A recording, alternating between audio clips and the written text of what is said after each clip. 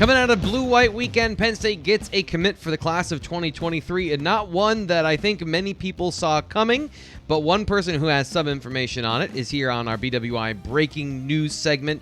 That is recruiting insider Ryan Snyder. So the Nittany Lions, the bat signal is out. James Franklin puts his "We Are Better" signal out on Twitter. Who is the commit now for the Nittany Lions?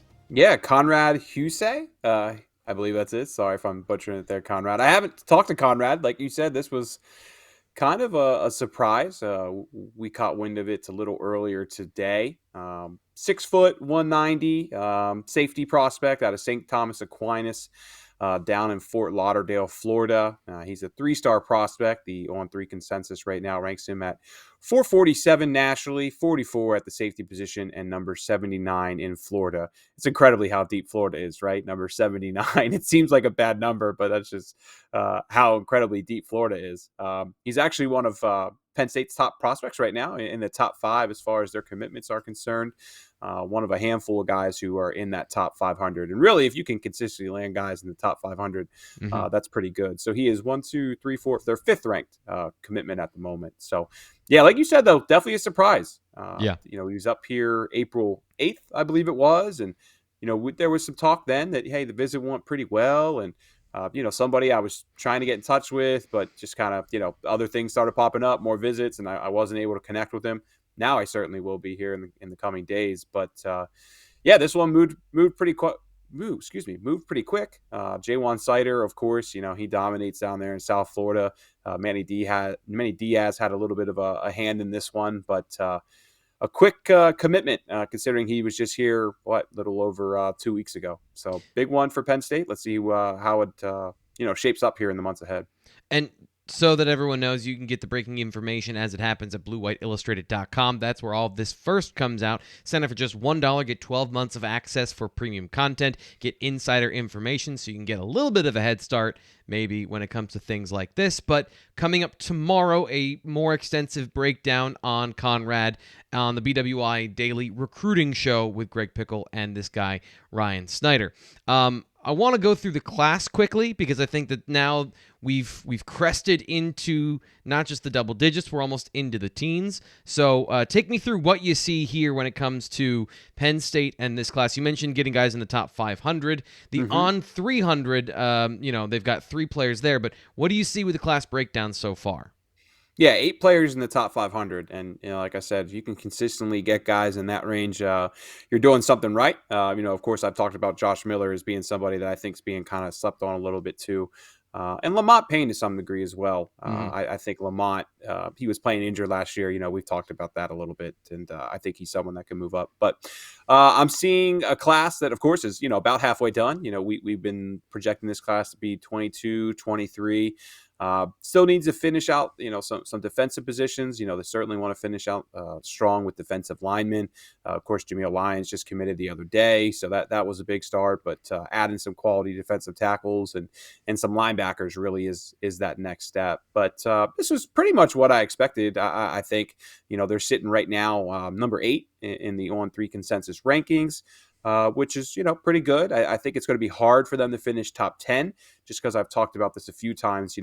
Yes, they have Birchmeyer, who's an on-3 consensus 5-star. Javen Williams isn't a 5-star in the consensus. He's a 5-star with on-3, but not in the consensus. But, when I look at just some other guys like Jason Moore and others, they really have to probably land another 1 or 2 5-stars if they want to definitely be a top 10 class. But I think it's shaping up to be pretty much what we've seen many years with Penn State. Certainly should be top 15. I think maybe probably 12 to 10 range kind of makes the most sense right now. But it's April 25th, right? So long way to go.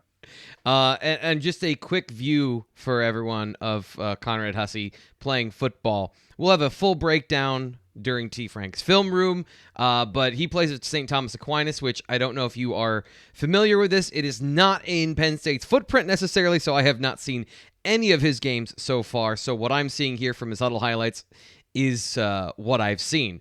But we were talking a little bit off air about his athleticism. I think that jumps off the film. He's a very athletic, very fast football player, Ryan. So what were the times that you were able to dig up on him?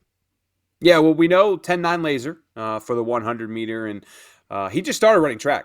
So I think I think 10.7's really like kind of the number that people look for. But when you just started running track, it's April 25th, so he's only been running for maybe a couple months now. That can certainly improve. 4.4 unofficial for a 40-yard dash. That comes from his coaches mainly.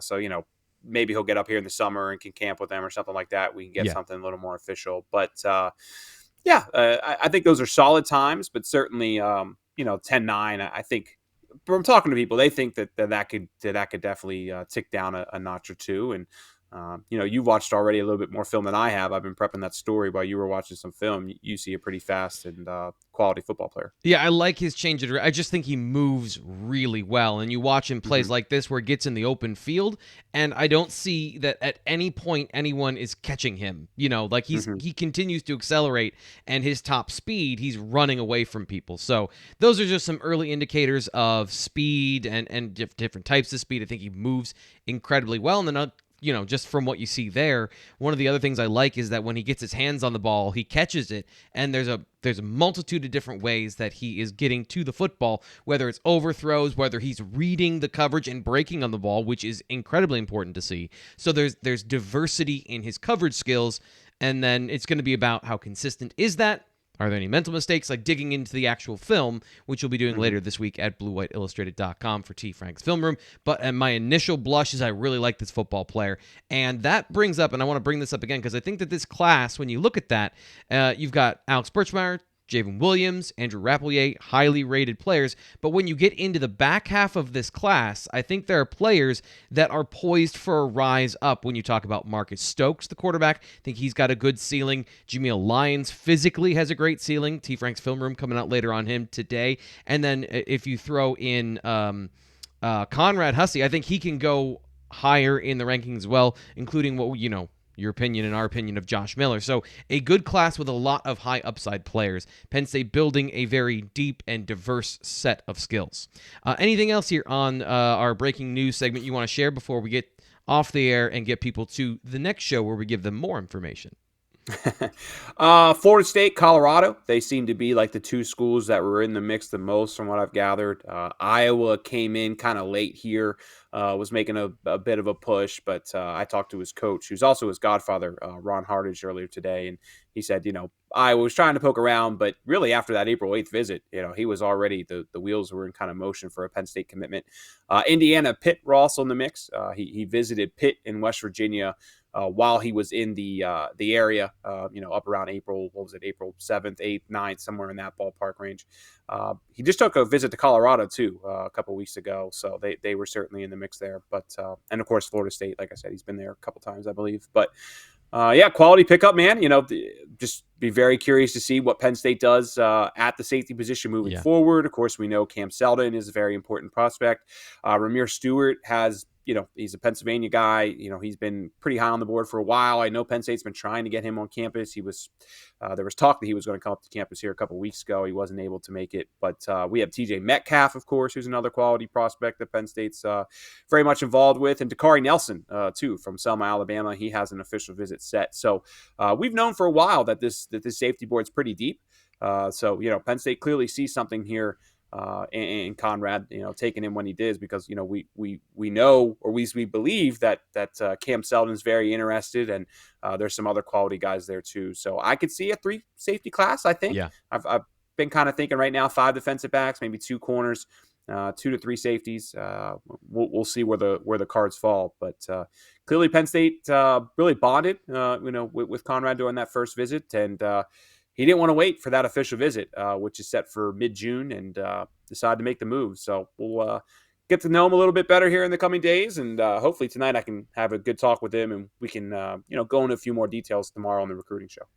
So stay tuned for that coming up tomorrow, the BWI Recruiting Show, talking about this and a wrap-up of the weekend. It was a big one for Penn State football with the blue-white game. Get that information right now, bluewhiteillustrated.com. Once again, sign up for just $1. Get 12 months of access so you can read all of Ryan's content. He's talking to the important players after a very important weekend. We'll give you a recap, give you some of the details tomorrow.